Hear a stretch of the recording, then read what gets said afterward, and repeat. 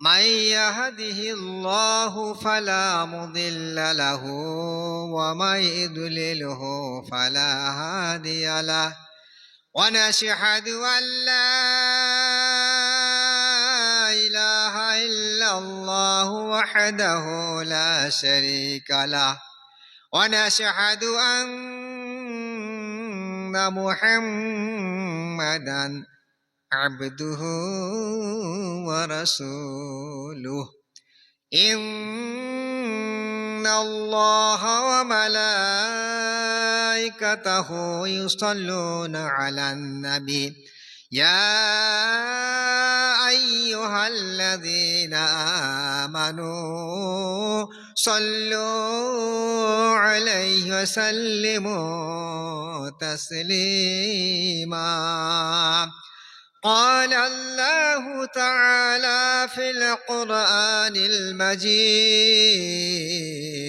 والفرقانه الحميد أعوذ بالله من الشيطان الرجيم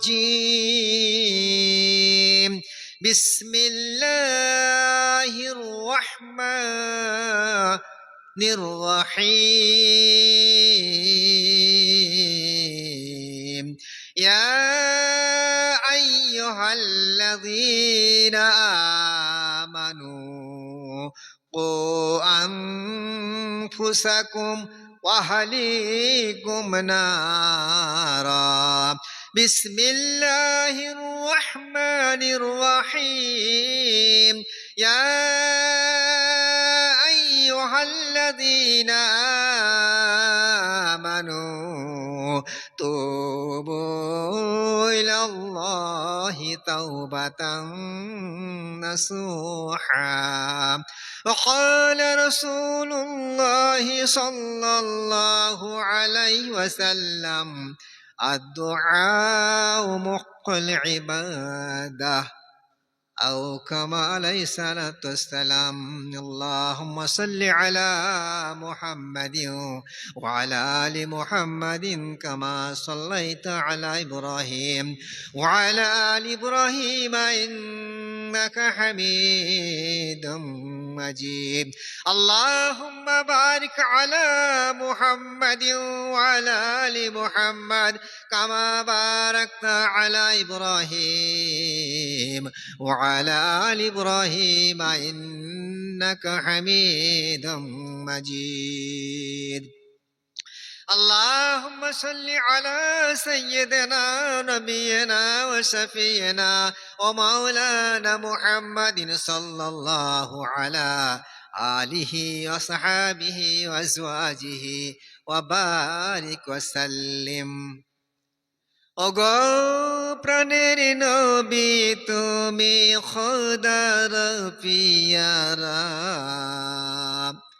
একবার দেখা দাও না তুমি প্রাণ যে উতালা ওগো প্রাণের নবী তুমি খোদার পিয়ারা একবার দেখা দাও না তুমি প্রাণ জয়তালা আর কত কাল সইব আমি আর কত কাল সইব আমি এ বিচ্ছেদের জ্বালায় গো প্রাণের নবে তুমি খোদার পেয়ারা আর কত কাল সইব আমি বিচ্ছেদের জ্বালা যুগ যুগ ধরে এই যাতনা যুগ যুগ ধরে এই যাতনা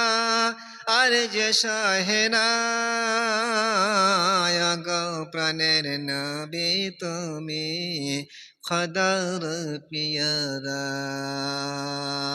যুগ যুগ ধরে যাতনা আর যে সহে না ওগো প্রাণের নবী তুমি খোদার পিয়ারা আল্লাহুম্মা সাল্লি আলা سيدنا نبينا مولانا محمد اللهم صل على محمد وعلى آل محمد كما صليت على إبراهيم وعلى آل إبراهيم إنك حميد مجيد اللهم بارك على محمد وعلى آل محمد كما باركت على إبراهيم وعلى آل إبراهيم إنك حميد مجيد নাহমাদুহু ওয়া নুসাল্লি আলা রাসূলিহিল কারীম আম্মা বাদ।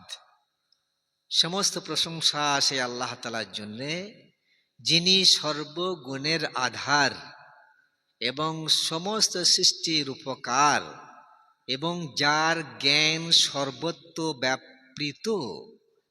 তারপরে বিশ্বজনীন নবী, সার্বজনীন নবী, তার উপরে দরুদ সালাম শান্তি ধারা বর্ষিত হোক। সকলে বলে আল্লাহুম্মা আমিন।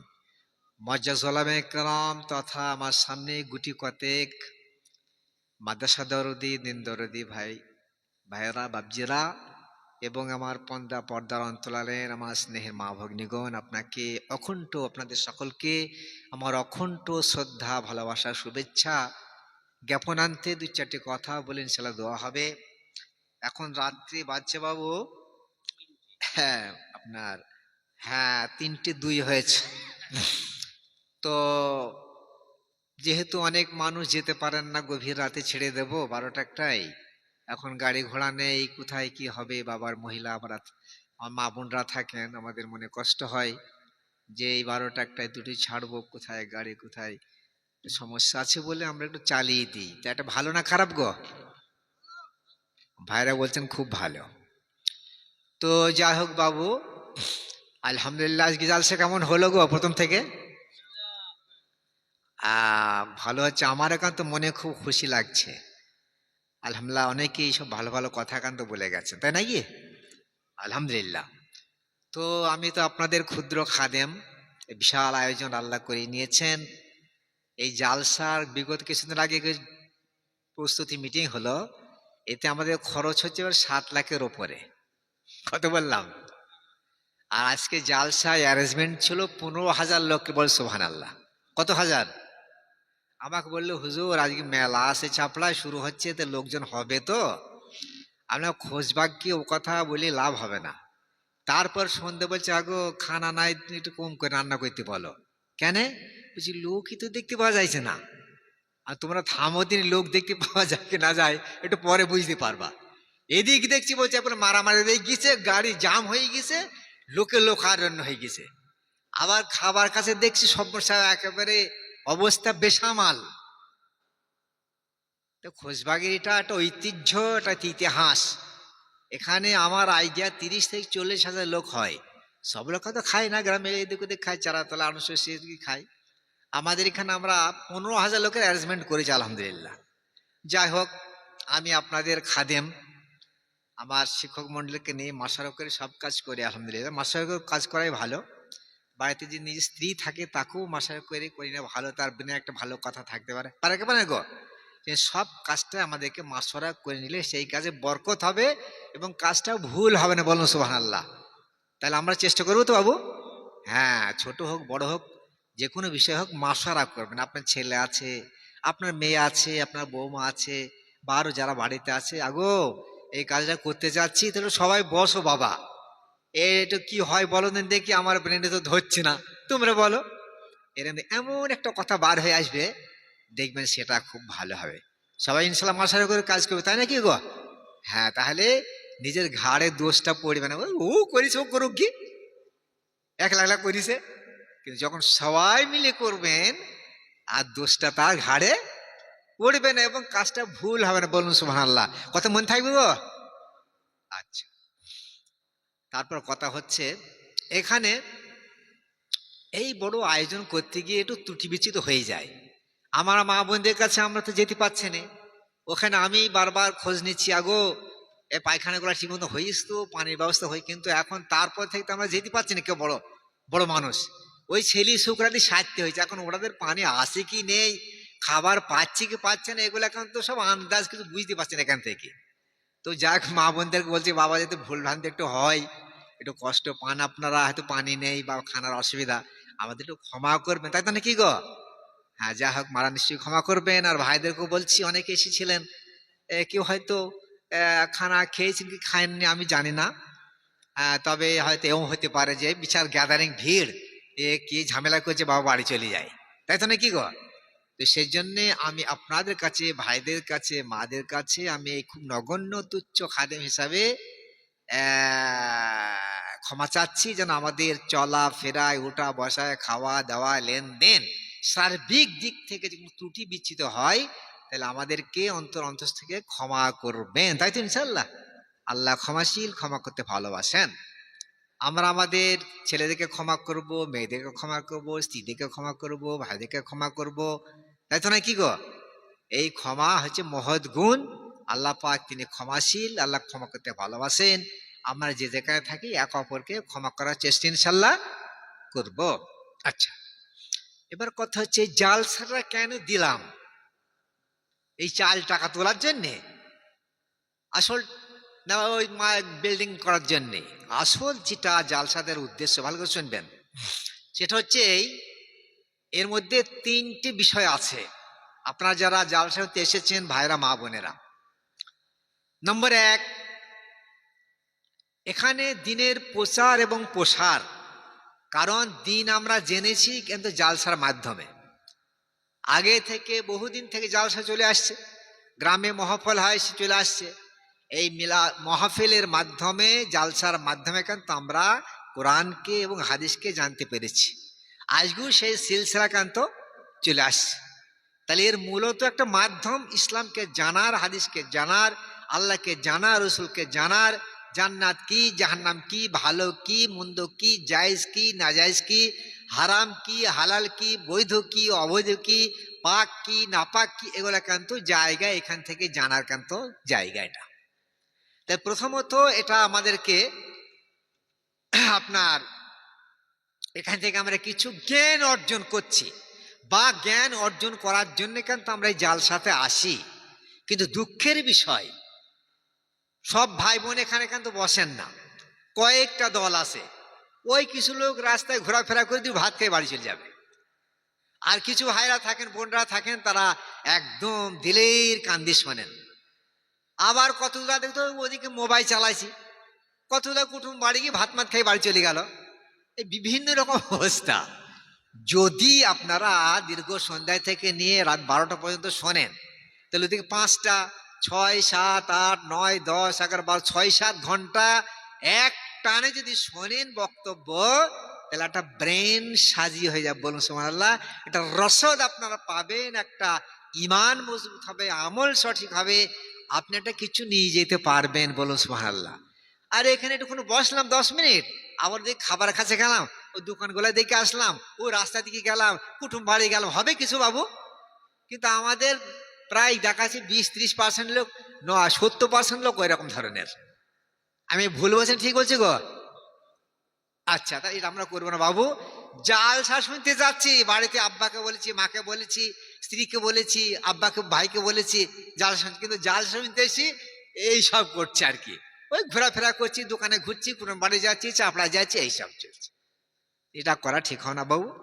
যাই হোক, একটা মানুষের দীর্ঘ 6 ঘন্টা বসে থাকে শোনে, তাহলে তার ব্রেন চেঞ্জ হবে, ইমান তৈরি হবে, ইনকলাব, তার মধ্যে পরিবর্তন আসবে, বলুন সুবহানাল্লাহ। আসবে কি আসবে না? প্রথম নম্বর কথা হচ্ছে, এই জালসা দেয়ার এবং শোনার উদ্দেশ্য হচ্ছে এখান থেকে জ্ঞান অর্জন করা, ইসলামিক জ্ঞান অর্জন করা মুখ্য উদ্দেশ্য।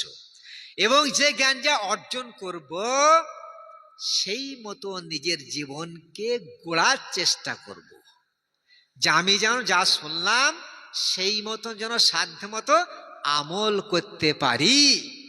এটা 1 নম্বর নিয়ত। 3টে নিয়ত আছে কিন্তু। তাহলে যা শুনবো, যা বুঝবো, যা জ্ঞান আরোহণ করবো এখান থেকে, সেই মতো আমল করার জন্যে চেষ্টা করে নিজের জীবনকে গড়ার চেষ্টা করব। কত বুঝাচ্ছে বাবু? নম্বর 2, যা কিছু শুনলাম, জানলাম, বুঝলাম, অপর ভাই মা বোনদের কাছে আমার এই সোনা জিনিসটাকে পৌঁছে দেব, বলুন সুবহানাল্লাহ। তাই তো না কি গো? যেহেতু আল্লাহ পাক এটা আমাকে তৌফিক দান করলেন, আমার উচিত হবে শুকরিয়া স্বরূপ যে এই কথাগুলো অপর গিয়ে পৌঁছে দেয়। আমার স্ত্রী আসেনি, আমার স্ত্রীকে কি বলবো যে কালকে জালসা এগুলো শুনে এসছি গো, এগুলা একান্ত খুব দামি কথা বাবু। স্ত্রীকে বললেন, স্ত্রী এসেছে, স্বামী আসেনি। স্ত্রী কি স্বামীকে বলে, দেখো কাল জালসায় গিয়েছিলাম, তাহলে এই ভালো ভালো কথা শুনে এসছি, তুমি একটু শুনবা, এই শোনো দিকে আমার সঙ্গে। এইরকম ভাই বোনকে, বোন ভাইকে, স্বামী স্ত্রীকে, স্ত্রী স্বামীকে, তাই তো না কি গো? তাহলে যা কিছু শুনবো জানবো সেটা অপরের কাছে পৌঁছে দেব। 2 নম্বর। নম্বর 3, 3 নম্বর, এই নিয়তটা, জালসায় আসার নিয়ত, সেটা হচ্ছে আমি জালসা শুনতে এসে, ভালো কথা শুনতে এসে আমি যেন আল্লাহকে রাজি করতে পারি, খুশি করতে পারি, তাকে সন্তুষ্ট করতে পারি, তার প্রেম লাভে ধন্য হতে পারি, এইরকম ধরনের নিয়ত করা উচিত। তবেই সেই ব্যক্তি সাকসেসফুল হবে, বলুন সুবহানাল্লাহ। আমার কথা বলি বাবু, 1 নম্বর হচ্ছে ভালো করে শুনবো, জানবো এবং সেই মতো আমল করে নিজের জীবনকে গড়ার চেষ্টা করব। 2 নম্বর, যা কিছু শুনবো সেটাকে অপর ভাই বোনের কাছে পৌঁছে দেব। 3 নম্বর, আমি যা শুনছি জানছি, আমি যে আল্লাহকে রাজি করতে পারি, খুশি করতে পারি, তাকে সন্তুষ্টি করতে পারি, তাই তো না কি গো? আল্লাহ পাক আমাদেরকে তৌফিক দান করেন, বলুন আল্লাহুম্মা আমিন। এই মাদ্রাসায় যে আপনারা এত টাকা পয়সা দিচ্ছেন, হাজার হাজার, 1,27,00,000 টাকা খরচ বাবু, সব আপনার তো বড় সরকার আমাদের। তো দেখেন, কিয়ামতের ময়দানে আপনি যখন আছেন, দেখবেন বাবা এত বিশাল পাহাড় সমতুল্য সব, ব্যাপারটা কি? এত সব তো আমি করিনি, এত ভালো কাজ করে পাহাড়ের মতন সব লিখে গিয়েছে, ব্যাপারটা কি? তখন আল্লাহ পাক বলবেন, দেখো তুমি, তোমার দুনিয়াতে যে স্ত্রী ছিল, ভাই ছিল, মা ছিল, ছেলে ছিল, মেয়ে ছিল, তারা তোমাদের নামে কোরআন পড়েছে, কলমা পড়েছে, নফল নামাজ পড়েছে, নফল রোজা করেছে, দান ধ্যান করেছে, মাদ্রাসায় শিখ সিমেন্ট বালি পাথর ইট টাকা পয়সা কিতাবপত্র এগুলা দিয়েছে, সেই জন্য এত সব, বলুন সুবহানাল্লাহ। তাহলে বাপ মা কেন তো তাকিয়ে আছে যে আমার ছেলে মেয়ে স্বামী স্ত্রী কিছু পাঠাবে, তারা এখন তো ফকির, এখন কবরে শুয়ে, এখন ফকির, তারা কবরে শুয়ে আছে, তারপর আমাদের নম্বর আসছে বাবু। তো সেই জন্যে এখানে যেটা দিচ্ছেন, যার নামে দিচ্ছেন, তিনি তার আত্মার কল্যাণের জন্যই সবটা সেখানে পৌঁছে যাবে, বলুন সুবহানাল্লাহ। তাহলে লাভই লাভ। আমি যদি করে যাই এটা, আমি কোরআন পড়ে খতম করে যাব, আমি কলমা পড়ে, নফল নামাজ পড়ে, নফল রোজা করে বা দান ধ্যান করে করে যাব, আমার দেখা দেখি আমার ছেলে শিখবে, আমার মেয়ে শিখবে, তাকে শিখিয়ে যেতে হবে। আর যদি শিখি না যান, তাহলে আপনার কেন তো কোনো পাঠাবে কেউ কিছু আগো? হ্যাঁ, সব গ্রাস করে মরতে যা দেরি, ও টাকাগুলা 10 লাখ টাকা ছিল ব্যাংকে, সেও ভাগ হয়ে যাবে, দাদা কবে মরবে, নাউজুবিল্লাহ। আর ওই জমিগুলো আছে সব মনে মনে হিসাব হয়ে গেছে, আমার ভাগে 2.5 বিঘে হবে, আমার ভাগে 3 বিঘে হবে, ও দাদা মলেই হল, ব্যাস অপেক্ষা করছে বাবু। আল্লাহ হেফাজত করুন। সেই জন্য যা কিছু আপনি যেটা খান এটা আপনার, যেটা পরিধান করে এটা আপনার, আর নিজে হাতে যারা খরচ করেন এটা আপনার। অতএব এটা যেন খেয়াল থাকে, এখানে যেটা দিয়ে যাচ্ছেন সেটা বেকার যাবে না ইনশাল্লাহ। যতদিন বেঁচে থাকবেন মাদ্রাসা, মসজিদে, মক্তবে, খানকায়, দিনের প্রতিষ্ঠানে এগুলা দেওয়ার চেষ্টা করবেন। ওই ব্যক্তি সব থেকে শ্রেষ্ঠ যে মানুষের উপকার করে, যে আমি যেন মানুষের উপকার করতে পারি, তাই তো নাকি? এটাই সেই ব্যক্তি সব থেকে শ্রেষ্ঠ। কথা দিয়ে হোক, দান ধ্যান করে হোক, কোনো যে কোনো ভাবে হোক, তার উপকার করার চিন্তা ভাবনাটা যারা করে, তারা হয়তো সব থেকে শ্রেষ্ঠ মানুষ, বলুন সুবহানাল্লাহ। মানুষের প্রতি যারা দয়া করে না, আল্লাহ তার প্রতি দয়া করেন না। জমিনবাসীর উপর যে দয়া করে না, আল্লাহ ওপর আল্লাহ, আসমান আল্লাহ, তার উপরে দয়া। সুতরাং মানুষ সৃষ্টির সেরা, মানুষকে ভালোবাসতে হবে, বড়দের শ্রদ্ধা করতে হবে, আলেমদের ইজ্জত করতে হবে, ছোটদের স্নেহ করতে হবে, এই মানুষদেরকে। যাই হোক, এই যে মাদ্রাসা আপনার টাকা পয়সা দিচ্ছেন, কি জন্য দিচ্ছেন? এই জন্যে যে এখান থেকে হাফিজে কোরআন, যে আল্লাহ দয়ার নবী সাদ করেছেন যে তোমাদের মধ্যে ওই ব্যক্তি সব থেকে শ্রেষ্ঠ যে কোরআন নিজে শেখে এবং অপরকে শেখায়, তারাই শ্রেষ্ঠ। দয়ার নবী এটা ঘোষণা দিয়েছেন। কিন্তু সেই কাজ এখানে হচ্ছে, হাফিজে কোরআন হচ্ছে, তাহলে আপনাদের পয়সাটা বেকার যাচ্ছে না। তারা গরিব, তারা এতিম, 6 জন এতিম আমাদের মাদ্রাসায় আছে, আর বাকি সব অন্য ছেলে আছে, গরিব ছেলে আছে বাবা। তো এখানে আপনারা তাদের খাওয়া থাকা পড়া তাদের সবকিছু আপনাদের পয়সা নিয়ে আমরা ব্যবস্থা করি। তো হাফেজে কোরআন বানছে 1 নম্বর। 2 নম্বর, আলিম তৈরি হচ্ছে এখানে, এই কারখানা এটা। এখান থেকে কারি তৈরি হওয়ার কারখানা এটা, বিশুদ্ধ কোরআন পড়ার কারখানা। এখান থেকে সাহিত্যিক, আরবি সাহিত্যিক তৈরি করার কারখানা এটা। এখানে বক্তা তৈরি করার কারখানা, এখানে লেখক তৈরি করার কারখানা, এখানে মুবালিক তৈরি করার কারখানা, এখানে মুহাদ্দিস তৈরি করার কারখানা, এখানে মুফাসসির তৈরি করার কারখানা, এখানে সাইকুল হাদিস তৈরি করার কারখানা। আমার কথা বুঝেছি গো? হ্যাঁ, এই সেই কারখানা। এখানে যে পড়াশোনাটা হচ্ছে সেটা কিন্তু স্কুলে হবে না, কলেজে হবে না, ইউনিভার্সিটিতে হবে না, এখানকার সঙ্গে কোনো তুলনা হবে না। সুতরাং এইখানে দিয়াটা আপনার বেকার যাবে না, আপনার দানে ধ্যানে এখানে হাফেজ, কারি, মৌলানা, মুফতি, আদিব, আপনার আদিব, তারপর শায়েখ এবং আপনার মুহাক্কিক, মুহাদ্দিস, মুসান্নিফ, এই সমস্ত মুবাল্লিগ এখান থেকে তৈরি হচ্ছে। বলুন সেই কারখানা হচ্ছে এটা, বলুন সুবহানাল্লাহ। আল্লাহ পাক আমাদের সেই কাজ করার বেশি বেশি তৌফিক দান করেন এবং সাহায্য সহযোগিতা করার তৌফিক দান করেন, আল্লাহুম্মা আমিন। বন্ধুরা ভাইয়ের আমার, তো যেহেতু বেশি লম্বা আমি করবো না, যা গিয়ে মোটামুটি কয়েকটা কথা বলতে চাচ্ছি। তো মারা নিশ্চয়ই আছে, মাদের সম্পর্কে আমি খুব গুরুত্বপূর্ণ কথা বলবো, আপনারা শুনে যাবেন কথাগুলা। তো যাই হোক, এই কথাগুলো ইনশাআল্লাহ আমরা মনে রাখবো। আর কথা হচ্ছে যে মাদের সম্পর্কে যে কথা, সেটা হচ্ছে এই হাদিস শরীফে দয়ার নবী ইরশাদ করেছেন, আল মারাতু ইয়াসাল্লাত খামসাহা ওয়া সামাত শাহরাহা ওয়া আহসানাত ফারজাহা ওয়া আতাআত বালাহা ফালতাদখুল মিন আইয়াবুল জান্নাহ শাআত।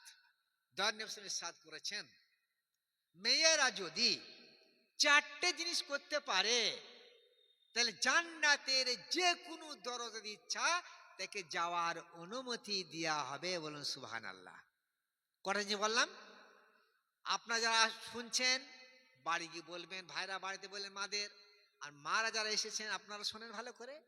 4টে জিনিস যদি মেয়েরা আমল করতে পারে, জান্নাতের যে কোনো দরজার ইচ্ছা তাকে প্রবেশের অধিকার দেয়া হবে। নম্বর 1, 5 ওয়াক্তের নামাজ যদি কোনো মা বোন ইখলাসের সঙ্গে, আন্তরিকতার সঙ্গে, ভক্তির সঙ্গে, ভালোবাসার সঙ্গে আদায় করতে পারে, যে নামাজটা আল্লাহর কাছে গৃহীত হবে, কবুল হয়ে যাবে, জি এমন নামাজ যদি কেউ পড়তে পারে, আমল করতে পারে, আদায় করতে পারে, 1 নম্বর নামাজ। 2 নম্বর, রমজানের রোজা। এর মধ্যে কোনো খাদ নেই, খাদ আছে, গিবত গিল্লা করলে খারাপ হয়ে যাবে নাকি গো? তো যাই হোক, রমজানের রোজা যদি কোনো মা বোন আদায় করতে পারেন, 2 নম্বর হলো এটা। নম্বর 3, ইজ্জতের হেফাজত, যদি কোনো মা বোন তার ইজ্জতের হেফাজত করতে পারে। 4 নম্বর, স্বামীর তাবেদারি, স্বামীর তাবেদারি, স্বামীকে খুশি করা, স্বামীকে রাজি করা, স্বামীকে সন্তুষ্ট করা, স্বামীর মন জয় করা, তার খেদমত করা, তার সেবা করা। কটা বললাম? মুখস্থ করে নেবেন। 1 নম্বর নামাজ, 2 নম্বর রোজা, 3 নম্বর ইজ্জতের হেফাজত, 4 নম্বর স্বামীর তাবেদারি। যদি কেউ কোনো মা বোন করতে পারে, জান্নাতের যে কোনো দরজা দিয়ে ইচ্ছা তাকে যাওয়ার অনুমতি দেয়া হবে। বলুন সুবহানাল্লাহ। কত মন থাক বাবু, কথাটা আজকে গেঁথে নিয়ে যান, নোট করে নিয়ে যান, আজকে কাজে লাগবে ইনশাআল্লাহ। তারপরে পর্দা সম্পর্কে একটা ভালো দামি কথা আপনার কাছে বলতে চাই। দয়ানবী এক সময় বসে আছেন, সাহাবারা আছেন, হয়তো আলীও বসে আছেন। তো দয়ানবী সাল্লাল্লাহু আলাইহি ওয়াসাল্লাম বললেন, আচ্ছা তোমরা বলো মেয়েদের জন্য উত্তম কোনটা? দয়ানবী কি বললেন? মেয়েদের জন্য উত্তম কোনটা, ভালো কোনটা? কেউ কোনো উত্তর দিলেন না। তখন হযরত আলী রাদিয়াল্লাহু আনহু উনি হযরত ফাতেমার কাছে চলে আসলেন। কার কাছে গো? ফাতেমার কাছে। এসে বললেন, তোমার আব্বা বলেছে যে মেয়েদের জন্য উত্তম কোনটা? তো ফাতেমা বললেন, মেয়েদের জন্য উত্তম হচ্ছে ওইটা, কোন নারী যেন কোন পর পুরুষকে না দেখে, কোন নারী যেন কোন পর পুরুষকে না দেখে, আর কোন পুরুষ যেন কোন নারীকে না দেখে। তার মানে মেয়েটা যেন কাউকে দেখা না দেয়, তা না কি গো? পর্দায় থাকতে বলছে। কোন নারী যেন কোন পরপুরুষকে, মানে যারা গায়ের মহরম, যাদের সঙ্গে বিয়ে হতে পারে না, তাদের সঙ্গে দেখা না দেয়, তাকে যেন না দেখে, আর কোন পুরুষ যেন তাকে না দেখে। এই কথা শুনে হয়তো আলী হুজুর কাছে গেলেন, ইয়া রাসূলুল্লাহ, আপনার কন্যা ফাতেমা এই বলেছে। কি বলেছে? যেন কোন নারী যেন পুরুষকে না দেখে, আর পুরুষ নারীকে না দেখে। সারাংশ কথা বলছি। তো বললে, হ্যাঁ ফাতেমা আমার কলিজার টুকরা, সে আমার কথা বুঝতে পেরেছে, সেই জন্য সে কথা বলছে। বলুন সুবহানাল্লাহ। এরকম কটা মেয়ে পাওয়া যাবে গো? আছে নাকি? আছে নিশ্চয়ই কোথাও বাবা, আমরা হয়তো জানিনি। তো আমার দৃষ্টিতে আছে, আমার অনেক মুরিদ আছে আলহামদুলিল্লাহ। তো দেখেছি, যাক গিয়ে আলহামদুলিল্লাহ সব। তো যাক, ইচ্ছা করলে উপায় হয়, মায়েরদের চেষ্টা করেন, হবে না কেন? হবে না হয়। আমার এক মুরিদিনী বলল, আব্বাজি বাড়িতে ঘর হবে, মিস্ত্রি আসবে, তো কি করবো, সে বেপরদা হয়ে যাবে। আমি না, বাড়ির মাঝখান দিয়ে বেড়া দাও। তো মিস্ত্রিরা আবার 1-1.5 মাস কাজ করেছিল কম বেশি। তো মিস্ত্রিরা বলেছে যে এই বাড়িতে এমন একটা মেয়ে ছেলে আছে, কোনোদিন আওয়াজটা শুনতে পেলাম না। বলুন সুবহানাল্লাহ। তাহলে মেয়ে ছেলে আছে কি নাই গো? আছে বাবু, আছে। তো যাই হোক, আমরা আমাদের ইশারা করছি। হাদিস শরীফ পাশে দরবেশ করেছেন 3 জন ব্যক্তি জান্নাতে যেতে। কয়জন ব্যক্তি বাবু? 3 জন। এগুলা গুলুম গুলুম কথা মনে রাখবেন বাবু। নম্বর 1, দাইয়ুস। ওটা ব্যাখ্যা করছে। দাইয়ুস জান্নাতে যেতে পারবে না। আর মদ মাতাল, যারা মদ খাওয়ায় অভ্যস্ত। আর 3 নম্বর হচ্ছে, ওটা উল্টোপাল্টা বলা হয়, জাগি, আপনার যারা নারী হয়ে পুরুষের পোশাক পরে, পুরুষ সাজে। ডিফেন্সের চাকরি যারা করে, পুলিশের চাকরি, তারা পুরুষ সাজছে গো। আর আমরা গর্ব মনে করছি, আমার মেয়ে স্পেশাল মিলিটারি, বাবা রে, গর্ব করছি, ক্যালকাটা পুলিশ স্পেশাল মিলিটারি। জি, এক হাজি সাহেব বলছি স্পেশাল মিলিটারি। তো পুলিশের যে চাকরি কেউ করে, তো শাড়ি পরবে না স্যুট পরবে? হাদিসে আছেন দাইয়ুস কোনদিন জান্নাতে যেতে পারবে না। আর মদে অভ্যস্ত যারা জান্নাতে যেতে পারবে না। আর যে মেয়েরা, নারীরা পুরুষের আকার ধারণ করে, তারা জান্নাতে যেতে পারবে না। ভালো করে শুনলেন মা বোনেরা, পয়সার লোভে পড়ে। জি, আমার স্ত্রী পুলিশের চাকরি করছি, বাবা রে, কে ঠেকায় নাকি গো? এধার যে কোথায় তাকে জাহান্নামে ফেলা হয়েছে, হুঁশ আছে, খেয়াল আছে বাবু? আমার মেয়ে চাকরি করে কলকাতা ক্যালকাটা পুলিশ। জি, গর্ব মনে করছি। আচ্ছা, তাহলে 1 নম্বর হচ্ছে দাইয়ুস জান্নাতে যেতে পারবে না। আর আপনার মধ্যে অভ্যস্ত তারা জান্নাতে যেতে পারবে না। আর যারা নারী হয়ে পুরুষের রূপ ধারণ করে। সাহাবায়ে রাসূলুল্লাহ, দাইয়ুস কাকে বলে? বলছি, দাইয়ুস হচ্ছে ওই ব্যক্তি যে বাড়িতে তার স্ত্রী আছে, সে বাড়িতে নাই, পুরুষ বাড়িতে নাই, সেই তার বাড়িতে মহিলার কাছে, স্ত্রীর কাছে কোন পর পুরুষ আসা যাওয়া করে, সে তার স্বামী খোঁজই রাখে না। কথা বুঝতে পারছেন না? হ্যাঁ, সেই তার স্ত্রীর কাছে কোন পরপুরুষ আসা যাওয়া করে, কে যাতায়াত করে, কে ফোন করে, অবৈধ সম্পর্ক রেখেছে, এ খোঁজদাতা স্বামীর নেই, কাঁচা খুলি বসে আছে বাবা। তাই তো না কি গো, এ জান্নাতে যেতে পারবে না। কথা ঢুকেছে মাথার মধ্যে একটু বাবু? আশা করে ঢুকেছে নাকি? যাক, কথা শেষ হয়ে যাচ্ছে প্রায়। এইবার কথা যে বাবু, শয়তানকে কি করে জব্দ করব, মানে আমি খুব সংক্ষেপে বলছি, বেশি বলতে গেলে 1 ঘন্টা 2-3 লাগবে। শয়তানকে জব্দ করার ওষুধ কি আছে বলেন? আমি তাকে মারবো, হবে? তাকে গাল দেবো, হবে? তাকে আরো কিছু শাস্তি দেওয়ার চেষ্টা করবো, পাবো তাকে ধরে? পাওয়া যাবে না। ও তো ভেতর থেকে ইঞ্জেকশন করছে না, খারাপ কাজ করার চেষ্টা করাচ্ছি। তোকে একটা ওষুধ আছে একান্ত ঘায়েল করার, সেটা হচ্ছে জিক্রুল্লাহ, আল্লাহর জিকির। যতক্ষণ করবেন শয়তান আপনাকে আক্রমণ করতে পারবে না। বলুন সুবহানাল্লাহ।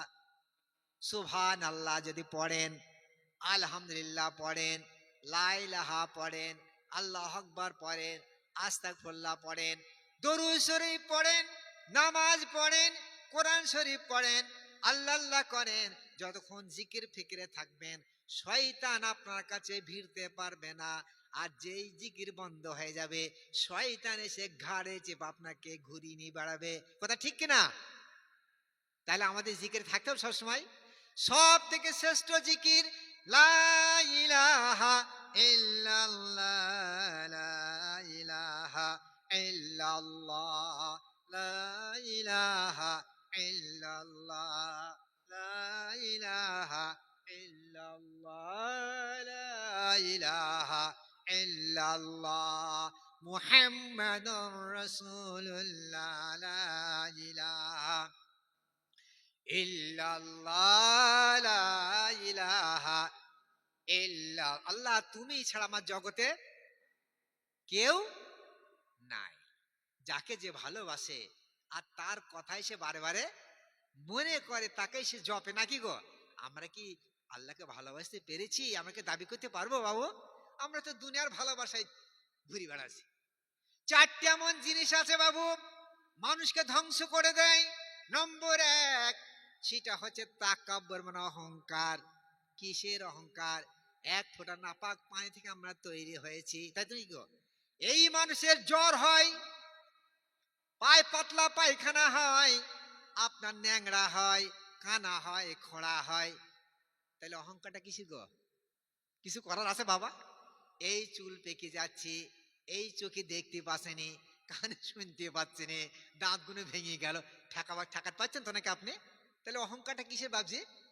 আপনি 50 বিঘের মালিক জমির, আপনার 1 কোটি টাকা আছে, বাগান আছে, পুকুর আছে, বাবা ফুলি ব্যাংক ফোলা হয়ে যাইছে বাবা, কিন্তু আপনারই জ্বর আসছে, আপনি হাসপাতালে যাচ্ছেন, আপনার বমি হচ্ছে, কিছু করার নেই, আবার আপনার দেখা যায় আবার প্যারালাইসিস হয়ে যাইছে।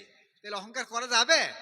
অহংকার আল্লাহ পার গাড়ির চাদর, আল্লাহ টান দিলে অবস্থা খারাপ। অতএব রূপের গর্ব কেউ করবেন না, টাকার গর্ব করবেন না, জমির গর্ব করবেন না, বিল্ডিং গর্ব করবেন না, ছেলের গর্ব, ছেলে মরছে, অ্যাক্সিডেন্টে মরছে, একটা ছেলে মরে যাচ্ছে, তাহলে অহংকারে কোনো জায়গা নেই। নম্বর 2 নম্বর হিংসা। হিংসা নেই আমাদের মনে আগো? ও বাবা, 2টো ছেলে বাইরে চাকরি করে, 2 লাখ করে আসছে, 3 তলায় বাস করছি, হিংসা। 10 বিঘে জমি কিনলো, তাহলে হিংসায় ভেতরে আমাদের গজ গজ করছি। আচ্ছা, হিংসা করে কিছু কমানো যাবে বাবু? এই কমাতে পারবেন? তাই হিংসা করছেন কেন? হিংসা, বউ বউ হিংসা, ভাই ভাই হিংসা, বোনে বোনে হিংসা, শ্বশুর শাশুড়ি হিংসা, পাড়ায় পাড়ায় হিংসা, গ্রামে গ্রামে হিংসা, তাই তো নাকি গো? এই হিংসাই তো। হিংসা যেদিন যাইবে দুনিয়া ছাড়ি, সব তরে বাড়ি হইবে সেদিন কাষ্ঠের তরবারি। সেদিন চলে যাবে, সেদিন আর ওই তরবারির দরকার হয়, কাঠের তরবারি হবে, কাটবে না আর কি। তাহলে হিংসা, আল্লাহ পাক আমাদের মধ্যে তো হিংসা দূর করে দেয়, তাই তো গো? নম্বর 3 হচ্ছে বাবু তোমার কি বললাম? প্রথম নম্বর অহংকার, তারপরে হিংসা, তাই তো? এবার হচ্ছে লোভ লালসা, টাকার লোভ, জমির লোভ, পর নারীর প্রতি লোভ, নাউজুবিল্লাহ। লোভ আছে কি নেই গো? এই লোভে কান্ত ভেতরে গস গস করছে একেবারে। জি, লোভে পাপ, পাপে মৃত্যু। লোভে সুদ খাইছি, ঘুষ খাচ্ছি, ডাকাতি করছি, চুরি করছি, ছিনতাই করছি, রাহাজানি করছি করছি বাবু। এই লোভ, লোভে পাপ, পাপে খবরদার। বদ নজর, পরে স্ত্রীর প্রতি বদ নজর দেয় মানুষ, দেয়, চোখের জিনা হবে এটা। আবার কিছু যদি ভাবে চিন্তা করে অন্তরে জিনা হবে। এর লোভে করছে এগুলা। তাহলে এইসব লোভ কান্ত বর্জন করতে পাবো। লোভে পাপ, পাপে বাড়তি বাড়তি বাড়তে বেরিয়ে যাবে, আর যাবে না। তাহলে লোভকে পরিহার করতে হবে বাবু। নম্বর 4, গীবত গিল্লা। আর গীবত সাথে মানে জিনা। গীবত হচ্ছে জিনার করতে বড় অপরাধ, বড় পাপ। এটা চাটনি হয়ে গেছে, আশায় মাসায় চা খাসি, ওই পাড়ার লোকের বদনাম করছি, ওর বদনাম করছি, শাশুড়ি বদনাম করছি, শ্বশুরের বদনাম করছি, জাইর বদনাম করছি, ননদের বদনাম করছি গো। এইসব গীবত গিল্লা। গীবত করলে বড় গুনাহ হবে, এবং তার সঙ্গে ক্ষমা না চাইলে ক্ষমা কঠিন ব্যাপার। যে মরি গেছে তা যদি বদনাম করা যায় তাহলে আরো কঠিন, এটাকে ধরি পাওয়া যায় না। অতএব 4টি জিনিস খুব গুরুত্বপূর্ণ কান্ত। একটা হচ্ছে অহংকার, একটা হিংসা, একটা লোভ, আর একটা হচ্ছে গীবত গিল্লা। আল্লাহ পাক যেন আমাদেরকে এর থেকে বাঁচার তৌফিক দান করে। আচ্ছা, এগুলো একান্ত মূলত আমাদের অন্তরে কিন্তু এগুলো মরিচা বা কুপ্রবৃত্তি, পশু প্রবৃত্তি। এই প্রবৃত্তিকে দূর করতে হলে, একে ঘাইল করতে হলে, একে যদি দূরীভূত করতে হয়, পরিষ্কার করতে হয়, তাহলে একমাত্র ওষুধ আছে জিকরুল্লাহ। কি গো? ইস্তেগফার, তওবা, জিকরুল্লাহ দ্বারাই কিন্তু ময়লা। কিন্তু এই ময়লা দূর করতে হলে আপনি ট্যাবলেট খালি হবে বাবু? হ্যাঁ, ওষুধ খালি হবে, ডোজ খালি হবে? এর ওষুধ আলাদা আছে। সেগুলো ইস্তেগফার, তওবা, জিকরুল্লাহ, জিকির ফিকির, কান্নাকাটি, এই সবগুলো একান্ত। আল্লাহ পাক আমাদের সকলকে বেশি বেশি ইস্তেগফার পড়ার তৌফিক দান করুক, তওবা করার তৌফিক দান করুক, বেশি বেশি জিকির ফিকিরে থাকার তৌফিক দান করুক। কিয়ামতের ময়দানে, আমি এই বলে প্রসঙ্গ শেষ করব ইনশাআল্লাহ। কিয়ামতের ময়দান, হ্যাঁ হয়ে যাবে। দাঁড়াও, তুমি দাঁড়াও, তুমি দাঁড়াও, কিতাব নিজেই থাক, দাঁড়াও। কিয়ামতের ময়দানে আপনার এই দাঁড়ির পাল্লায় ওজন করা হবে, কোনো আমল গোনা হবে না। আপনি নামাজ পড়েছেন, হজ করছেন, যাকাত দিয়েছেন, টাকা দান করলেন, 1, 2, 3, 4, 5, 500, 1000, 2000, 1 লাখ, 2 লাখ, এরকম কোনো আমলকে গোনা হবে না, বরঞ্চ ওজন করা হবে, ওজন করা হবে।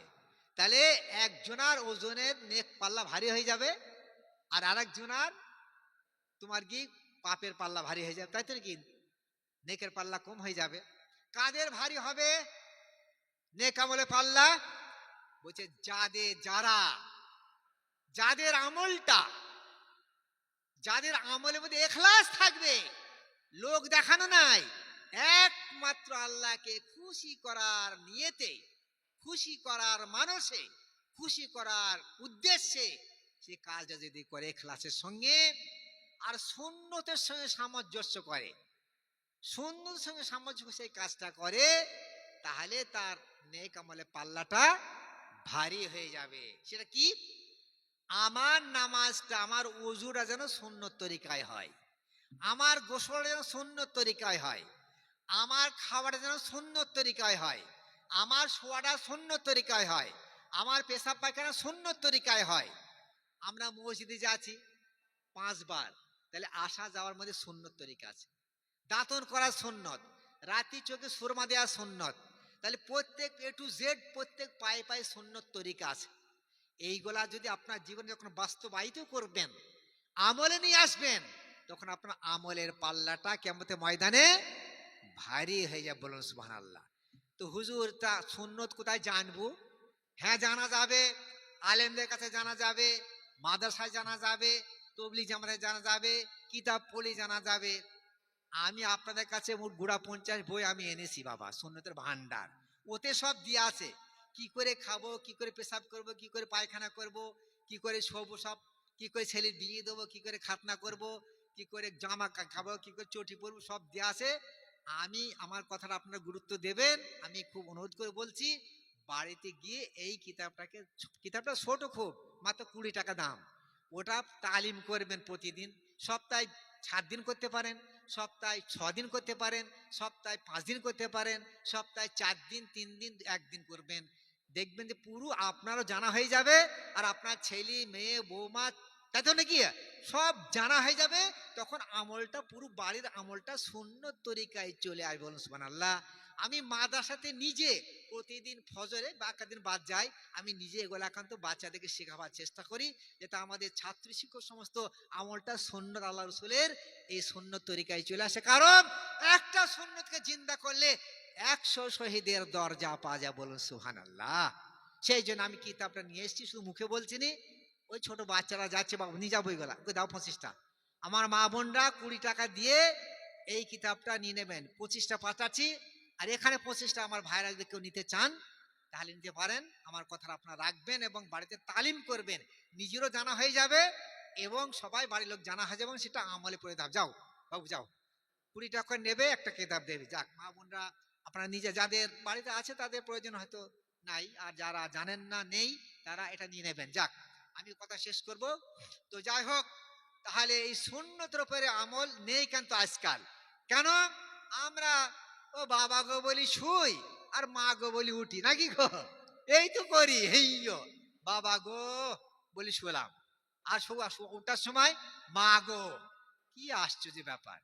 সব তরিকা আছে কি করে সব, যখন শোবেন কি পড়বেন, যখন আপনার উঠবেন তখন কি পড়বেন, যখন খানা খাবেন কিভাবে বসতে হবে, কিভাবে খেতে হবে, কিভাবে দোয়া পড়তে হবে, যখন পেশাব পায়খানা যাবেন কিভাবে যেতে হবে, তো সব দিয়ে আসে। কারণ আমাদের ওইখানে একটা মেয়েকে 3টি জিন্নাতে পেয়েছিল, মানে পরি বলছে পেয়েছিল নাকি। পাওয়ার পরে তাকে ছাড়িয়ে দেওয়া হয়েছে, অবশ্য ছাড়িয়েছে। তা আমি বললাম যে কি জন্য ধরিয়েছিল তাকে? বলে ধরিয়েছিল এই কারণে যে ওই কলের কাছে ওইগুলো ভাত ফেলেছিল, ভাত খানা, সেখানে ওই জেন্নাত সব খানা খায়, ওগুলা ভাত খায়, ওই খানাগুলা খায়।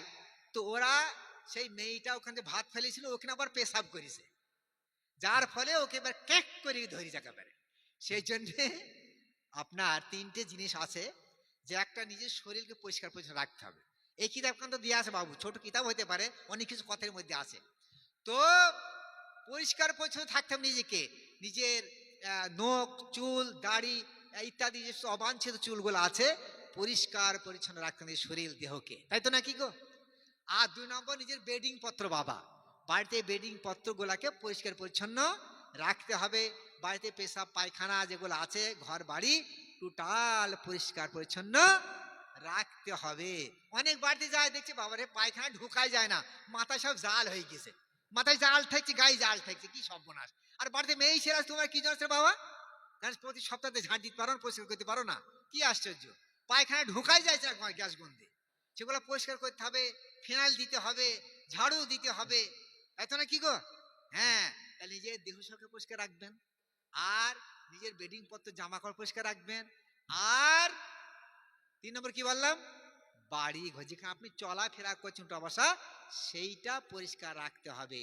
কারণ পবিত্র পরিচ্ছন্ন হচ্ছে ইমানের অঙ্গ। আল্লাহ পাক আপনাদের আমাদের এই মহামূল্য কথাগুলা মনে রাখার তৌফিক দান করুন।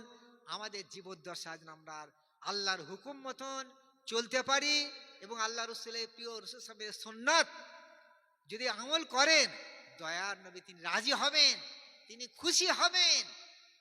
আজ তিনি আমাদেরকে সুপারিশ করবেন, তিনি রাজি হবেন, খুশি হবেন যদি আমল করতে পারি। দাঁতন যদি আপনি করেন তাহলে নামাজে 70 গুণ সওয়াব বেশি। বলুন সুবহানাল্লাহ। এটা একটা সুন্নাত। রাত্রিতে সুরমা চোখে দিলে, যাদের চোখে অসুখ আছে তাদের দেওয়া যাবে না, ভালো চোখে দিতে হবে। এই চোখে 3 বার, ও চোখে 3 বার, এ শুনে ওটা লেখা সবকিছু। দাঁতন কিভাবে করবেন সব ওতে লেখা আছে। আপনি পায়খানা যাবেন কিভাবে যাবেন, সব একটু ডেট, এগুলা ছোট কিতাব হলেও কিন্তু সব লেখা আছে। আল্লাহ পাক আমাদের আপনাদের সকলকে এর উপর আমল করার তৌফিক দান করুন। এবার কথা হচ্ছে, আমি কোরআন আয়াত পড়েছি, সেটা হচ্ছে এই যে ইমানদার বিশ্বাসী বান্দাগণ, তোমরা তোমরা জাহান্নামের আগুন থেকে বাঁচো এবং আহাল বর্গকে বাঁচাও। আর আহাল বর্গ কারা? তোমার অধীনে যারা আছে, তোমার ছেলে, তোমার মেয়ে, তোমার বৌমা, তোমার নাতি পুতি, ওরা তোমার আহাল। তাদেরকে জাহান্নামের আগুন থেকে বাঁচাও মানে তাদেরকে কোরআনের শিক্ষা দাও, দ্বীনের শিক্ষা দাও, হারাম হালাল, জায়েজ নায়েজ, বৈধ অবৈধ, ভালো মন্দ শিক্ষা তাকে দাও। তা যদি না দাও তাহলে কিয়ামতের ময়দানে কান্ত পাকড়াও হয়ে যাবে, যেহেতু তোমার ওই বংশের, তোমার ওই ওয়ারিশ সূত্রে ওরা আছে, তোমার দায়িত্ব তাদেরকে। সেই জন্যে বন্ধুরা ভাইরা, মাদ্রাসাতে আমরা 2% কিংবা 4% ছেলে পড়াই, আর 96% বাচ্চা স্কুলে মিশনে পড়ে। সেই জন্যে আপনারা সকলেই আপনাদের, এখন আমরা তো শিখতে পারিনি, আমাদের ছেলেরাও শিখতে পারেনি, এখন নাতি ফুদিগুলোকে নষ্ট করবো না কি গো? সেই জন্য পারেন তো নিজে শিক্ষা দেবেন, আর না হয় তো মক্তবে পাঠাবেন, আর না হয়তো আলেম ওলামা হাফেজ কারি বাড়িতে নিয়ে এসে বা তার বাড়িতে টাকা দিয়ে তাকে পড়াবেন, কোরআনটা যেন সে শিখতে পারে। তাই আপনার জন্য কাঁদবে সেদিন, আপনার জন্য দোয়া করবে, খতম করবে, আপনার গোরজাত করবে, আপনার জন্য চোখের পানি ফেলবে। তার কি গো? না ভাড়া করে নিয়ে আসবেন? তৈরি করেন, গাছ ফল দেবে, নিজের বাচ্চা তৈরি করেন, স্কুলে পড়ুক, মিশনে পড়ুক, আপত্তি নেই, কিন্তু কোরআনটাকে শেখাতে হবে এবং জীবনে যেটা দরকার রসদ সেটা কিন্তু আপনাকে শেখাতে হবে। করবেন ইনশাল্লাহ? মামুনরা বলছি করবো তো ইনশাল্লাহ? তাহলে আমাদের নাতিপুতি যারা এখন আছে, পারলে তাদের নিজেরা শেখাবো, না হয়তো মক্তব পাঠাবো, আর না হয়তো পয়সা দিয়ে বাড়িতে কোনো আলেম ওলামা দিয়ে তাকে শেখাবার চেষ্টা করবো। করবেন ইনশাল্লাহ? এটা আমার মুখ্য দায়িত্ব আছে বলে বলছি বাবু। আল্লাহ পাক আমাদের সকলকে এ কাজ করা তৌফিক দান করুক। আমি কোরআন আয়াত পড়েছি যে আমরা, আল্লাহ পাক বলছেন তোমরা সাচ্চা দিলে তওবা করো। ইস্তিগফার কাকে বলে? আল্লাহর কাছে ক্ষমা চাওয়া। তওবা কাকে বলে? বিগত জীবনের গুনার উপরে অনুতপ্ত, দুঃখিত, ব্যথিত হয়ে ভবিষ্যতের জন্য সংকল্প করা, যে আল্লাহ আমি জ্ঞাত সারে অজ্ঞাত সারে, জেনে না জেনে অনেক ভুল ভ্রান্তি করেছি, অপরাধ করেছি, আর জীবনে ভুল করব না, করব না, করব না। নিভৃত নিশীথে নির্জনে একাকী বিনীত ভাবে অন্ধকারে দিবালোকে আল্লাহর কাছে বিনীত ভাবে কান্নাকাটি করা, যে জীবনে আর ভুল কাজ যদি কোনো ভাই মা বোন অন্তরস্থল থেকে সর্বন্তকরণে এইভাবে ইস্তেগফার করতে পারেন, তওবা করতে পারেন, কাঁদতে পারেন, চোখের পানি দিতে পারেন, বুক ভাসাতে পারেন, হয়তো হয়তো হয়তো আল্লাহ পাক তাকে ক্ষমা করবেন। ফাদউনি আস্তাজিব লাকুম, তোমরা আমাকে ডাকো, আমার কাছে চাও, আমি তোমাদেরকে দেব। ইন্নাল্লাহ গফুরুর রহিম, আল্লাহ পাক ক্ষমাশীল, তিনি ক্ষমা করতে ভালোবাসেন। সেই জন্য আমাদের কাজ তো চাওয়া, আমাদের কাজ তো আল্লাহর কাছে হাত পাতা। ভাই বন্ধুরা আমার, আমরা গুনাহগার পাপী মানুষ, পাপী তাপী মানুষ, সর্বহালতে আমাদের আল্লাহর কাছে দোয়া চাইতে হবে, সাহায্য চাইতে হবে। আল্লাহর মেহেরবানি ছাড়া আমাদের কোনো গতান্তর নাই। আমরা ইমানদার হয়েছে আল্লাহর মেহেরবানিতে, মুসলমান হয়েছে আল্লাহর মেহেরবানিতে, এই মাদ্রাসা এসেছে আল্লাহর মেহেরবানিতে, আমি জমির মালিক হচ্ছে আল্লাহর মেহেরবানিতে, 3 তালা ঘর করছে আল্লাহর মেহেরবানিতে। কার মেহেরবানিতে গো? সবই আল্লাহর মেহেরবানিতে। আল্লাহর মেহেরবানি ছাড়া কোনো গতান্তর। আবার জান্নাতে যাবো কার মেহেরবানিতে গো? না আমলের দ্বারা যাবো? আমলের দ্বারাই কিছু গ্যারান্টি আছে নাকি? আল্লাহ পাক যদি দয়া করেন, মেহেরবানি করেন, তবে যেতে পারবো, তাছাড়া যেতে পারবো না। তাহলে তাকে ডাকতে হবে কাকে গো? কাঁদতে হবে কার কাছে? চোখের পানি দিতে হবে কার কাছে? ভালোবাসতে হবে কাকে? প্রেম কার সঙ্গে করতে হবে? তার সঙ্গেই প্রেম হবে, তার সঙ্গেই ভালোবাসা হবে, জি তার সঙ্গে কানেকশন হবে, তাকেই প্রভু ডাকবো, তাকেই আঁকড়ে ধরবো। তাই তো না কি গো? লা ইলাহা ইল্লাল্লাহ, লা ইলাহা ইল্লাল্লাহ, লা ইলাহা ইল্লাল্লাহ, লা ইলাহা ইল্লাল্লাহ, লা ইলাহা ইল্লাল্লাহ মুহাম্মাদুর রাসূলুল্লাহ। তুমি ছাড়া এই জগতে আমার কেউ নেই মওলা। তুমি রব, তুমি সব, তুমি জগৎপতি, মহান মহিয়ান গরিয়ান সর্বশক্তিমান, তুমি ছাড়া আমার কেউ নেই। লা ইলাহা ইল্লাল্লাহ, লা ইলাহা ইল্লাল্লাহ, লা ইলাহা। পাল্লার একদিকে যদি এই কলমা রাখা হয় আর সারা জগৎ একদিকে রাখা হয়, এই কলমার ওজনটা বেশি ভারী হয়ে যাবে। লা ইলাহা ইল্লাল্লাহ। সকালবেলা 36 জন আদায় করতে গো সুবহানাল্লাহ 100 বার পড়ি তো, কে কে তুলে হাত তুলে দেখি একবার। 100 বার সুবহানাল্লাহ সকালবেলা পড়বেন ফজরের পরে, 100 বার আলহামদুলিল্লাহ, 100 বার লা ইলাহা ইল্লাল্লাহ, 100 বার আল্লাহু আকবার, আর 100 বার আস্তাগফিরুল্লাহ। কত গুনাহ হয়েছে?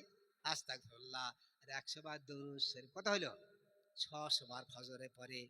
সঙ্গে সঙ্গে যদি না পারেন বেলা হলে জোহর পর্যন্ত পড়ে নেবেন, তাও হবে। যদি ওযু নেই তাও হবে, শুয়ে পড়বো তাও হবে, বসে পড়লে তাও হবে, নাপাক অবস্থায় পড়া তাও জায়েজ আছে। বলুন সুবহানাল্লাহ। সুবহানাল্লাহ 100 বার, আলহামদুলিল্লাহ 100 বার, লা ইলাহা 100 বার, আল্লাহু আকবার 100 বার, আস্তাগফিরুল্লাহ 100 বার, দরুদ শরীফ 100 বার। কত হলো? মৃত্যুর আগে পর্যন্ত এই আমলটা করবেন ইনশাআল্লাহ। আর মাগরিবের পরে যদি সময় না পায়, শোয়ার আগে পর্যন্ত 100 বার সুবহানাল্লাহ, 100 বার আলহামদুলিল্লাহ, 100 বার লা ইলাহা ইল্লাল্লাহ, 100 বার আল্লাহু আকবার, 100 বার আস্তাগফিরুল্লাহ। আর তো অনেক আছে, কিন্তু এটা শর্ট, সংক্ষেপ, ছোট নাকি, সব তো সময় হবে না।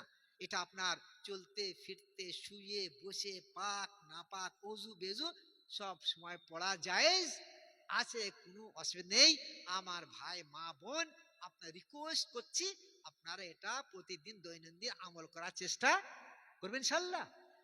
আর ইয়াসিন শরীফ প্রতিদিন পড়বেন, আর সূরা মুলক পড়বেন, সূরা ওয়াকিয়া পড়বেন রাত্রিতে, সূরা রহমান আছে, অনেক মা বোনরা পড়েন। আর কোরআন শরীফ খতম করবেন প্রতিদিন, আপনার 1 পারা হোক 2 পারা হোক, কিংবা 2 রুকু 5 রুকু পড়তে খতম করে সেগুলো বকশিয়ে দেবেন। তাই তো কি গো? ইনশাআল্লাহ শয়তান আপনার আসতে পারবে না। আর আল্লাহর কাছে খুব কাঁদবো, যদি কিছু পয়সা কড়ি দরকার হয়, অভাবে লেগে গেছে, 2 রাকাত নামাজ পড়ি, কার কাছে কাঁদবো গো? কার কাছে চাবো? ব্যাস, তিনি হচ্ছে সব থেকে বড় মহাজন। জি, তার কাছে চাবো, তার কাছে কাঁদবো। তাই তো নাকি গো? যা কিছু আমার দুঃখ কষ্ট ব্যথা বেদনা, তাই তো নাকি, কার কাছে জানাবো? আল্লাহর কাছে জানাবো। ব্যাস, এইভাবে আল্লাহর সঙ্গে আমাদেরকে যোগসূত্র স্থাপন করতে হবে, কানেকশন করতে হবে, তাকে চিনতে হবে, তাকে জানতে হবে, তার কাছে নেওয়ার চেষ্টা করতে হবে। তাহলে আমরা এখন সকলেই আপনার আল্লাহর কাছে সবাই ইস্তেগফার পড়বো এবং তওবা করব। তারপর ইনশাআল্লাহ দোয়া হবে। আমার সঙ্গে সবাই বলেন, আস্তাগফিরুল্লাহাল্লাযী লা ইলাহা ইল্লা হুয়াল হাইয়ুল কাইয়্যুম ওয়া আতুবু ইলাইহি। আস্তাগফিরুল্লাহাল্লাযী লা ইলাহা ইল্লা হুয়াল হাইয়ুল কাইয়্যুম ওয়া আতুবু ইলাইহি। আস্তাগফিরুল্লাহাল্লাযী লা ইলাহা ইল্লা হুয়াল হাইয়ুল কাইয়্যুম ওয়া আতুবু ইলাইহি। আমার সঙ্গে পড়েন, আয় আল্লাহ, আমি গুনাহগার, গুনাহগারিনী, জীবনে অনেক ভুল করেছি, জেনে না জেনে, শয়তানের ধোকায় পড়ে, নফসের বশীভূত হয়ে, অন্ধকারে দিবালোকে, আয় আল্লাহ, গোপনে প্রকাশ্যে, আয় আল্লাহ তুমি বড় ক্ষমাশীল, আমাকে ক্ষমা করে দাও। আর গুনার কাজ করব না, সাধ্য মতো বেঁচে থাকার চেষ্টা করব। এটাকে তওবা বলা হয়। বিগত জীবনের গুনার প্রতি দুঃখিত অনুতপ্ত হয়ে ভবিষ্যতের জন্য সংকল্প করা, যে আর গুনার কাজ করব না, করব না, করব না, সাধ্য মতো বেঁচে থাকার, এই ভাষাটা বলতে হবে। কেন, কি বলতে হবে? সাধ্য মতো বেঁচে থাকার চেষ্টা করব। এইভাবে বারবার আল্লাহর কাছে কাঁদবো, বারবার চোখের পানি ফেলবো, বারবার বুকটা ভাসাবো। ইনশাল্লাহ সে তখন আল্লাহ প্রিয় বান্দা বান্দিতে পরিণত হয়ে যাবে। বল সুবহানাল্লাহ। এবার আমরা অন্তঃস্থল থেকে সকলে সর্বন্তকরণে দোয়া করব। সবাই হাত তুলি, ভাই মা বোন, এবং মাইকের আওয়াজ যত দূর যাচ্ছে, আপনাদের অনেক অনেক ধন্যবাদ। সেই সন্ধ্যার আসরের পর থেকে এই পর্যন্ত আপনারা এখানে আছেন ঠান্ডাতে। এখন তো মানুষ আরামে ঘুমাচ্ছে লেপের মধ্যে, আর আমরা এখানে আল্লাহ পাকের দিনের কথা শুনছি। আল্লাহ আপনারা আমাদের সবাইকে ক্ষমা করুন, আর ক্ষমা নিশ্চয়ই করবেন, আশা করতে হবে। তাই তো নাকি গো? ক্ষমা করবেন, আমাদের কাজকে সবাইকে কবুল করে নেন। আপনারা আমাদের খুশি করেছেন, আমাদের ভুল হলে ক্ষমা করবেন। সবাই আমরা হাত তুলে এবার আল্লাহ আমিন। মাইকের আওয়াজ যতদূর যাচ্ছে বাবু, সবাই আমরা হাত তুলে আল্লাহ আমিন। اللهم صل على محمد وعلى آل محمد كما صليت على إبراهيم وعلى آل إبراهيم إنك حميد مجيد. اللهم بارك على محمد وعلى آل محمد كما باركت على إبراهيم وعلى آل إبراهيم إنك حميد مجيد. اللهم بارك على محمد وعلى آل محمد كما باركت على إبراهيم وعلى آل إبراهيم إنك حميد مجيد. اللهم صل على سيدنا ونبينا وشفينا ومولانا محمد صلى الله على آله وصحابه وأزواجه وبارك وسلم. يا رب صل وسلم دائما أبدا على حبيبك خير الخلق كلهم. الصلاة والسلام على رسول الله، الصلاة والسلام على نبي الله، الصلاة والسلام على حبيب الله، الصلاة والسلام على سيد المرسلين، الصلاة والسلام على شافي المذنبين. ربنا ظلمنا أنفسنا وإن لم تغفر لنا وترحمنا لنكونن من الخاسرين. أستغفر الله الذي لا إله إلا هو الحي القيوم وأتوب إليه. أستغفر الله الذي لا إله إلا هو الحي القيوم وأتوب إليه. ربنا فاغفر لنا ذنوبنا وكفر عنا سيئاتنا وتوفنا مع الأبرار. ربنا لا تزغ قلوبنا بعد إذ هديتنا وهب لنا من لدنك رحمة إنك أنت الوهاب. ربنا لا تؤاخذنا إن نسينا أو أخطأنا ربنا ولا تحمل علينا إصرا كما حملته على الذين من قبلنا. ربنا ولا تحملنا ما لا طاقة لنا به واعف عنا واعف عنا واعف عنا واغفر لنا واغفر لنا واغفر لنا وارحمنا وارحمنا وارحمنا أنت مولانا أنت مولانا أنت مولانا فانصرنا على القوم الكافرين فانصرنا على القوم المجرمين فانصرنا على القوم المنافقين. يا رحمن يا رحمن يا رحيم يا مالك يا قدوس يا ستار يا غفار يا حكيم يا وكيل يا كريم يا لطيف يا لطيف يا ودود يا ودود হে জীবিত নিত্য তুমি পরম পূজনীয় আল্লাহ। তন্দ্রা কিংবা নিদ্রা তোমাকে স্পর্শ করে না, ভূলোক এবং দুলোক এবং আকাশে যাহা বিদ্যমান তাহা তোমারই। তুমি ভূত ও ভবিষ্যৎ জানো, মানব তাহার অভিপ্রায় ব্যতীত তোমার অসীম জ্ঞান লাভ করতে পারে না।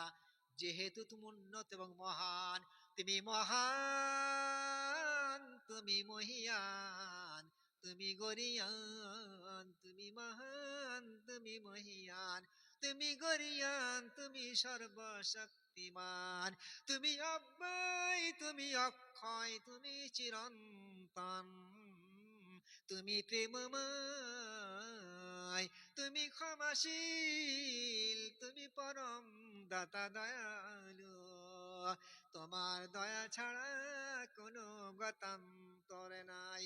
আমরা পাপী তাপী গুনাহগার বান্দা বান্দি তোমার নিকটে ফকিরের মতো, কাঙালের মতো, অসহায়ের মতো এই শেষ রাত্রিতে আমরা তোমার কাছে করজোড়ে নিবেদন করছি, আমাদের জীবনে সমস্ত পাপ রাশিকে নিজ গুণে ক্ষমা করে দাও, মাফ করে দাও, মার্জনা করে দাও। আর গুনার কাজ করব না, আর পাপের কাজ করব না, আর খারাপ নজর দেব না, আর খারাপ চিন্তা করব না, বদ নজর দেব না, বদ ফেল করব না, বদ জন করব না, বদ খেয়াল করব না, বদ গয় করব না, সাধ্য মতো বেঁচে থাকার চেষ্টা করব। আল্লাহ তুমি ক্ষমা করে দাও, মাফ করে দাও, আর গুনার কাজ করব না, করব না, করব না, সাধ্য মতো বেঁচে থাকার চেষ্টা করব। আয় আল্লাহ, এই মাদ্রাসার জলসার পারপাসে প্রথম থেকে যা কিছু হয়েছে এর সবকে প্রথমত রসুল পাক সাল্লাম, সাহাবায়ে কেরাম, চাত্রিকার পীর, আল্লাহ তাবে তাবিন বুজুর্গিন সালসালহীন, তাদের রুহের মাগফিরাতের জন্য তুমি কবুল করে নাও। খাস করে এই মাদ্রাসার প্রতিষ্ঠাতা মরহুম এম নজরুল সাহেব, যার কোরবানিতে ত্যাগ তিতিক্ষায় মাদ্রাসা গড়ে উঠেছিল, তিনি পাশেই শুয়ে আছেন। আয় আল্লাহ,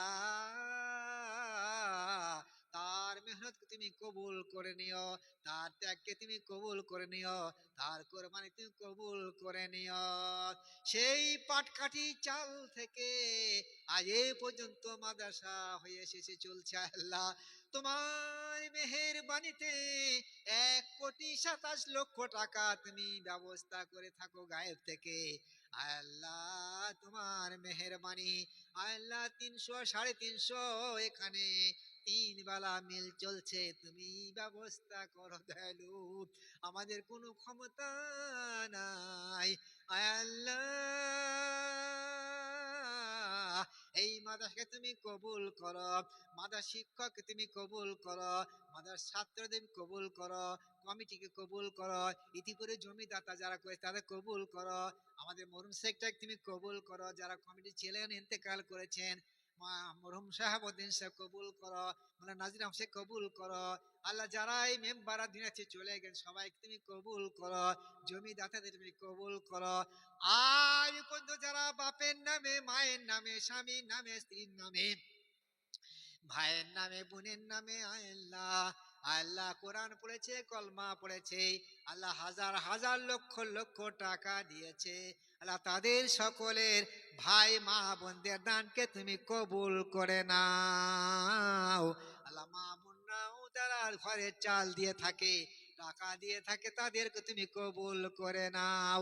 প্রতিটি সংসার তুমি সুখের করো, স্বামী স্ত্রীর মধ্যে ভালোবাসা দান করো, দাম্পত্য জীবনকে সুখময় করো, সংসার সুখের করো, অভাবকে দূর করে দাও। আল্লাহ কন্যা দায় গ্রস্ত থেকে সুপাত্রের ব্যবস্থা করে দাও, ঋণগ্রস্তদের ঋণ থেকে মুক্তি দান করো। আয় আল্লাহ সুদ ঘুষ মদ তাড়ি গেঁজা সমস্ত কুসংস্কার থেকে সমাজকে হেফাজত করো। আয় আল্লাহ কোন নামাজি সুদ খেতে পারে না, কোন ইমানদার ঘুষ খেতে পারে না, আয় আল্লাহ কোন ইমানদার মদ খেতে পারে না, আল্লাহ কোন ইমানদার নামাজি মিথ্যা কথা বলতে পারে না, ধোকা দিতে পারে না।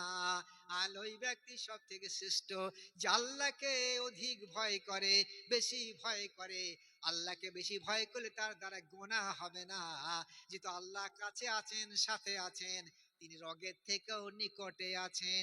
আল্লাহ সাথে আছেন, আল্লাহ কাছে আছেন, আল্লাহ আমার কাছে হাজির আছেন, আল্লাহ আমায় দেখতেছেন, আল্লাহ আমায় শুনতেছেন, তিনি রগের থেকেও নিকটে আছেন। এই কথা মনে করে যদি আমরা চলি, কোনো গুনার পাপ কাজ হবে না। আয় আল্লাহ যেন তোমাকে বেশি বেশি ভয় করে চলতে পারি সে তৌফিক দান করো মাওলা। সুন্নতের কথা বলা হলো যে প্রতিটি পায়ে পায়ে যেন আমরা সুন্নত উপর আমল করতে পারি। আমার জামাটা ভালো হোক, ঘরটা ভালো হোক, এটা সবাই চায়, খাবারটা ভালো হোক, কিন্তু আমার আমলটা ভালো হোক, আমার উজুটা ভালো হোক, নামাজটা ভালো হোক, আমার আমলটা ভালো হোক, এটা আমরা করি না। সেইটা করার তুমি তৌফিক দান করো। দুনিয়ার সমস্ত ভালোবাসা অন্তর থেকে দূর করে একমাত্র তোমারই ভালোবাসা আমাদের হৃদয়ে তুমি দান করো।